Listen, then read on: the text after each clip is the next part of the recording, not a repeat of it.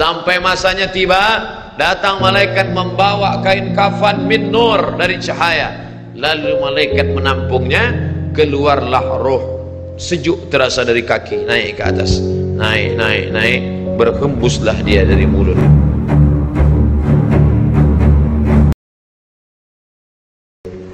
Wa nafakhtu fihi min ruhi, aku hembuskan, aku tiupkan. Dulu waktu masuknya ke tanah, ke daging itu ditiup, maka keluarnya pun juga keluar.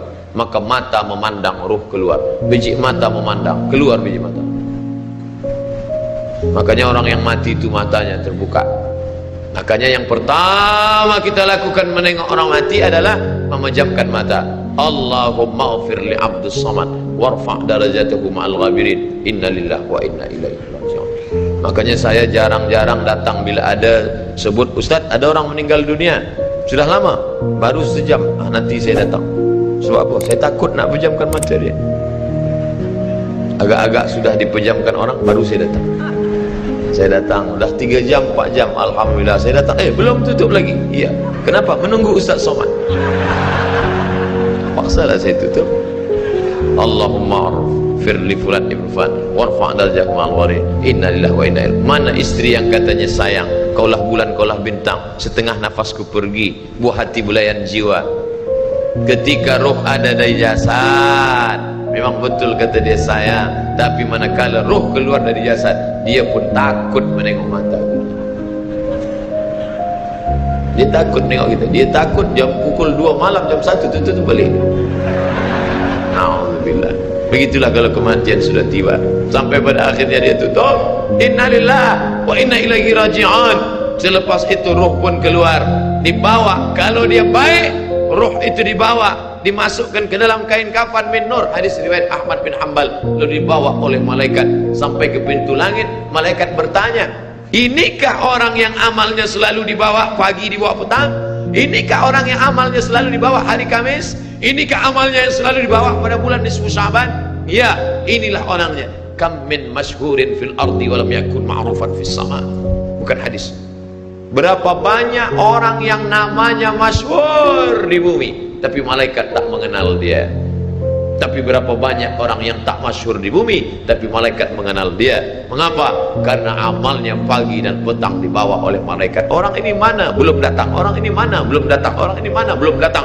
Disambut dia, disambut kedatangannya. Masya Allah, tabarakallah. Mudah-mudahan kita termasuk orang yang disambut oleh malaikat karena amal soleh kita. Maka bila saya datang di suatu majelis, malam tadi datang di Shah Alam, orang menyambut ramai.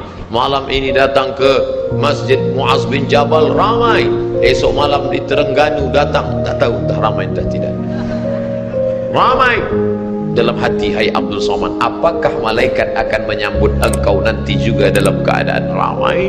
Kalau engkau ikhlas, iya. Tapi kalau tidak ikhlas, na'udzubillah. Nabi Isra Mi'raj berjumpa dengan orang yang sudah lama mati. Bagaimana rasa kalian mati? Apa kata mereka? Seperti kambing yang dikuliti hidup-hidup, seperti tebasan pedang di tempat yang sama beratus kali, seperti kail mata pancing yang masuk ke dalam kulit yang basah, ditarik, disentapkan sehingga terikut dagingnya sampai keluar. Makanya selalu kita berdoa, Allahumma hawwin alaina fi sakaratil maut, taubatan qabla al maut, taubat sebelum mati, wa rahmatan indal maut, dapat rahmat ketika mati, wa maghfiratan ba'dal maut, mendapatkan ampunan sebelum mati. Allahumma hawwin alaina fi sakaratil maut. Makanya doa selamat itu baca pelan. Baca pelan, merenungkan. Ini sekarang banyak orang baca doa selamat cepat-cepat. Maut. Apa maut aja nih? Saya tak pernah menghafaz doa itu pakai kertas, tak pernah. Wa taubatan qabla al-maut wa rahmatan indal maut wa maghfiratan, belum pernah. Kenapa Ustaz boleh hafaz? Sebab dulu dibawa oleh ayah, dibawa oleh bunda, dibawa dalam acara tahlil, dibawa dalam kenduri orang mati, dibawa. Tiap hari telinga mendengar Tuan Imam membaca pelan, maka kita ingat wa taubatan qabla al-maut wa rahmatan 'inda al-maut. Anak-anak kita ini walaupun mereka lari sana sembang sini, tapi telinga mereka mendengar. Dan anak-anak ini hafaz. Kadang anak hafaz, ibu bapa tak hafaz. Sebab apa? Sebab dia golden age, usia emas. Mereka hebat, mereka kuat ingatannya, menangkap hafazan itu begitu kuat. Maka kita ajarkan mereka doa itu pelan-pelan. Sebab bila kita ajar kuat-kuat, mereka balik, dia panggil, ibunda dia panggil, cuba kau baca apa doa tadi? Allah maut, Allah maut. Apa mau aja nih? Sebab di Irak banyak orang mati, sebab di Suriah banyak orang mati, di Palestin banyak orang mati, di Rohingya banyak orang mati. Padahal maknanya amat sangat dalam. Allahumma hawwin alaina, ringankan kami fi sakaratil maut. Tidak ada gunanya amal banyak kalau tidak selamat dalam sakaratul maut. Makanya kita selalu minta kepada Allah, Allahumma khtim lana bi husnil khatimah wa la takhtim alaina bi su'il khatimah. Allahumma ja'al akhir kalamina, jadikan akhir kalam kami inda intihai ajalina, ketika ajal kami sampai, jadikan akhir kalam kami yang terakhir keluar dari mulut kami qaula la ilaha illallah Muhammadur Rasulullah. Allah. Biasa orang takbir ini nak pergi perang. Menghadapi sakaratul maut penting juga takbir. Sebab di situ banyak segala macam godaan-godaan. Datang syaitan membawa air, katanya menjelang sakaratul maut itu haus, panas, haus, maka datang syaitan membawa air. Engkau sebut nama aku bagi air. Mau? Kata dia. Mau? Engkau mau? Sebut nama aku. Tapi bila iman kita kuat, maka dia tidak akan mampu untuk menggoda kita. Sampai kapan syaitan tak pernah berputus asa? Sampai bila? La atiyannahum min baini aydihim, aku datang dari hadapan, wa min khalfihim, aku datang dari belakang, wa an aymanihim, aku datang dari kanan, wa an syama'ilihim, aku datang dari kiri. Datang dia, datang dari hadapan, datang dari belakang, datang dari kanan, datang dari kiri. Oleh sebab itu yang banyak tuan-tuan yang ada berada di sini, tolong berzikir semua, subhanallah, subhanallah, subhanallah. Kenapa? Dengan zikir itu maka larilah jin-jin setan yang ingin mengganggu. La'uhwiyannahum, aku akan goda mereka, aku akan sesatkan mereka. Berapa lama? Madamat arwahuhum fi ajsadihim, selama ruh ada dalam jasad, aku tak akan pernah berhenti sampai akhir keluar jasadnya dalam keadaan mati, tidak menyebut Allah Subhanahu wa taala. Itulah punca mereka. Makanya kita selalu berzikir. Esok pagi terjaga dari tidur automatically, karena kita sudah programkan di kepala kita, manakala terbuka, alhamdulillahilladzi ahyana ba'da ma amatana wa ilaihi nusyur. Selapar-laparnya orang beriman, manakala dia tengok makanan, terus saja dia ingat Allah. Allahumma barik lana fi ma razaqtana wa qina azabannar. Tapi ada setengah umat Islam, bila dah kenyang saja baru ingat Allah. Alhamdulillah. Bila tak kenyang tak ada ingat Allah SWT. Na'udzubillah. Oleh sebab itu maka inilah hidup yang singkat ini. Bila pernah kita bersedekah, itulah yang akan menolong. Laula aghartani ila ajalin qarib, kalau engkau beri aku umur panjang ya Allah, apa yang akan kulakukan? Fa as-saddaqa, aku akan bersedekah, wa akum minas salihin, aku ingin beramal saleh. Malam ini tajuknya Masya Allah, ini tazkirah terakhir, ini tazkirah akhir, last, dan tajuknya pun akhir pula. Mudah-mudahan ini tazkirah terakhir, tapi bukan terakhir bagi saya. Andai mati tidak masalah. Allahumma ja'al hayata ziyadatan li fi kulli khair. Kalau engkau takdirkan aku besok masih hidup ya Allah, jadikan hidupku itu ziyadatan li, sebagai amal tambahan. Kalau mati malam ini, Allahumma ja'alil mauta rahatan lana min kulli syarr. Kalau aku mati, maka kematian ini berhenti berbuat dosa. Orang beriman tak pernah sedih. Kalau dia mati, berhenti buat dosa. Kalau bertambah pahala. Andai Abdul Somad esok pagi masih hidup, bertambah pahala, dia akan tazkirah, dia akan bagi pelajaran. Andai Abdul Somad mati malam ini, alhamdulillah, berhenti melihat dosa. Dosa apa? Masuk airport dosa, Masuk ke plane, pesawat terbang, dosa. Dosa apa? Dosa mata. Takkan tak kita tengok. Mata terbuka, takkan kita tutup. Maka orang beriman sentiasa menjaga dirinya. Tak pernah dia berkeluh kesah, tak pernah dia mencaci maki. Kenapa aku matikan aku ya Allah? Kenapa umurku pendek ya Allah? Ridha kepada Allah. Itu yang selalu kita katakan, raditu billah rabba wa bil islami dina wa bi Muhammadin nabiyan wa rasula. Aku ridha.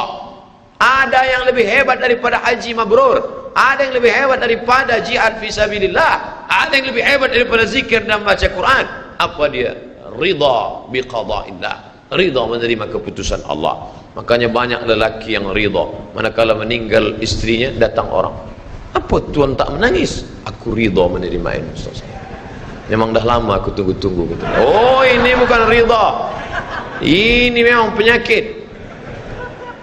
Oleh sebab itu maka makna ridha adalah tak berkeluh kesah. Setelah orang masuk ke dalam surga, mendapatkan kenikmatan surga, Allah bertanya, "Madza turidun?" Hai penghuni surga, apa lagi yang kalian inginkan? Apa kata penghuni surga? Ridhaka. Tapi engkau sudah masuk surga, ada yang belum kami dapat. Apa dia? Ridhamu. Yang mendapatkan ridha Allah hanya orang yang ridha menerima keputusan Allah subhanahu wa ta'ala. Man lam yarda bi qada'i, sesiapa sahaja yang tak ridha menerima takdirku, walam yasbir bi bala'i, yang tak sabar menerima ujianku, wal yatlub rabban siwaya, carilah Tuhan selain aku. Hadis ini dhaif. Tapi untuk targhib wa tarhib, untuk berikan semangat beramal, untuk fadail amal boleh dipakai, kerana ia bukan masalah akidah, bukan masalah halal haram. Jangan permasalahkan masalah. Bila kita sudah beramal, sudah baik, tak usah berkelahi masalah khilafiyah, masalah kecil-kecil, masalah sepele, masalah remeh-temeh. Kerana ini hanya akan merosakkan hati kita sahaja. Berapa banyak hati rosak disebabkan masalah-masalah. Assalamualaikum warahmatullahi, Assalamualaikum warahmatullahi. Apa salam-salam ni? Padahal hati sedang lembut. Selama ini dia berzina, selama ini dia minum khamar, selama ini dia mabuk, tak ada pernah orang marahkan dia. Tiba-tiba dia dah taubat, dia masuk masjid, Assalamualaikum warahmatullahi, Assalamualaikum warahmatullahi. Dia nak salaman, apa salam-salam? Tak boleh salam selepas sembahyang. Ini bid'ah, wa kullu bid'atin dhalalah, wa kullu dhalalatin finnar. Kata dia dalam hati, aku mabuk 20 tahun, tak ada orang bagi tahu mabuk tu haram. Ini aku dah taubat, salam kau kata ramah. Ha, kata dia. Bertinju. Bila sebelum sembahyang tadi belum ada bersalaman, selepas sembahyang baru bersalaman, hukumnya sunnah, mustahab, dianjurkan, disukai, kata Imam Nawawi.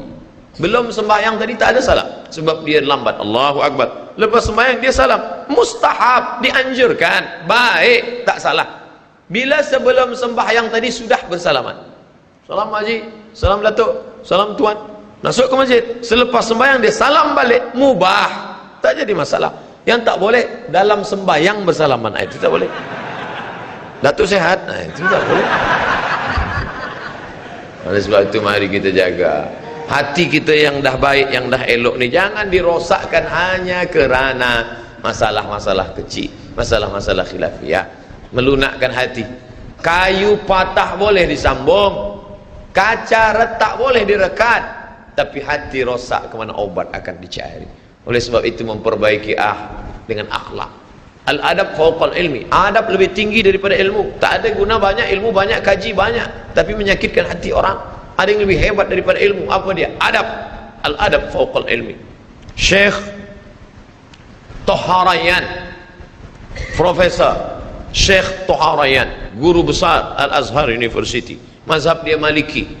Bila dia salat, Allahu Akbar, lepas ke bawah. Hari itu datang ulama dari Makkah, namanya Syekh Usamah Mansi, murid langsung daripada Sayyid Muhammad Alawi Al-Hasani Al-Maliki. Mereka mazhab Maliki, tapi Sayyid Usamah bila dia sembahyang, dia Allahu Akbar.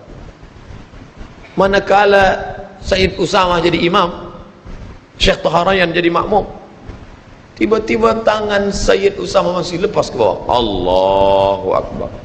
Murid-muridnya heran, Kenapa Syekh Usama Mansi yang biasa tangan begini, kenapa saat Syekh Taharayan jadi makmum lepas? Tak mungkin aku melawan Syekh di belakang, padahal dia adalah guruku. Bila tangannya lepas, aku pun ikut juga lepas. Kenapa? Hormat kepada guru, mengikut mazhab guru. Orang sekarang tidak, sengaja dia nak tunjukkan beza dengan guru dia. Aku lebih hebat lagi, aku dah lama belajar, aku sudah banyak ilmu. Sudah jelas mazhab Syafi'i bismillah sir, bismillah jahar, bismillahirrahmanirrahim, alhamdulillahi rabbil alamin. Manakala dia kembali ke pondoknya, kembali ke kampung halamannya setelah lama merantau menuntut ilmu, mestinya ikutkanlah mazhab Syafi'i. Ada hormat kepada tuan guru? Tidak, malah dia tunjukkan, oh ni aku sudah lebih hebat daripada kamu. Bismillahirrahmanirrahim, alhamdulillahi rabbil alamin. Masalah membaca basmalah sir sah, tidak salah. Masalah membaca jahar sah, tidak masalah. Membaca masalah tak basmalah sama sekali sah. Mazhab Maliki tak ada basmalah. Allahu Akbar, alhamdulillahi rabbil alamin. Mazhab Hanafi dengan Hambali, Allahu Akbar, bismillahirrahmanirrahim, alhamdulillahi rabbil alamin. Mazhab Syafi'i, Allahu Akbar, bismillahirrahmanirrahim. Tidak ada masalah. Yang jadi masalah adalah ketika kita membawa mazhab yang lain di tengah komuniti mazhab Syafi'i, menimbulkan fitnah. Apa pesan Syekh Ibnu Utsaimin manakala datang orang bertanya, Syekh, ya, bila saya balik ke kampung saya, di kampung itu mereka bermazhab Syafi'i, setiap subuh mereka baca doa kunut, Allahumma hadina fi man hadain. Apakah saya ikut baca kunut atau saya pakai mazhab Hambali? Kerana saya belajar kepada Tuan Syekh mazhab Hambali, Syekh Ibnu Utsaimin mazhabnya Hambali. Apakah bila saya balik ke kampung halaman saya, mereka bermazhab Syafi'i, saya ikut baca kunut atau saya tidak baca? Apa kata Syekh Ibnu Utsaimin? Bila imammu itu membaca kunut, angkatlah tanganmu dan ucapkan amin. Kenapa? Li'annal ikhtilaf syarr. Kerana ikhtilaf, berbeza dengan imam itu syar, tak baik. Maka jangan rosakkan hati kita yang sudah lembut dengan ikhtilaf. La tanaza'u, jangan kamu berkelahi, jangan kamu bertengkar. Fatafshalu, karena kalau sudah bertengkar kamu akan gagal, kalah. Wa tadhhab rihukum, dan kamu pun kehilangan semangat. Kenapa malam ini kita bersemangat? Kerana kita masih lagi menjaga hati daripada ikhtilaf. Banyak yang datang bersorban, tapi mereka tak salahkan saya yang pakai topi hitam. Andailah yang bersorban datang, dia tengok siapa tazkirah Ustaz Somad, topi dia hitam, ayo kita balik. Banyak yang pakai topi putih, dia pandang Ustaz Somad hitam. Banyak yang pakai jubah, saya pakai kain, dia tengok Ustaz Somad pakai kain, ya jom kita balik. Tidak semazhab dengan kita, tak. Banyak yang berjanggut, Ustaz tak berjanggut, janggut dia belum tumbuh, jom kita balik. Ini masalah ikhtilaf. Nata'awan fima ittafaqna. Mari kita bekerja sama pada perkara-perkara yang kita sepakati. Wa nata'adzar fima ikhtalafna. Mari kita berlapang dada menerima perbezaan.